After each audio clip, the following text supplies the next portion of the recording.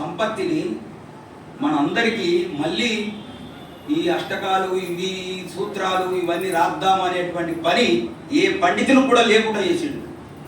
అటువంటి సంపత్తిని మనకు చేకూర్చి పోయిండు ఎవరు? శంకరాచార్యుల వారు.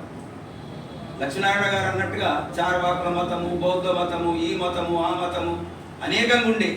అంత ధర్మం అడగంటిపోతుంటే భగవంతుడు ఎప్పుడైనా అవతరిస్తాడు కదా, ఏ రూపంలో అయినా. కానీ ఆయన అఖండమైనటువంటి జ్ఞాని. శంకరాచార్యుల వారు అఖండమైన జ్ఞాని, సామాన్యమైన జ్ఞాని కాదు. ఆయన ఒకసారి గంగా స్నానానికి వెళుతుంటే ఒక చండాలుడు వచ్చి అలా పోతున్నాడు. శంకరాచార్యుల వారి దగ్గరికి ఇట్లా అంటుకొని పోయినట్టు పోయిండు.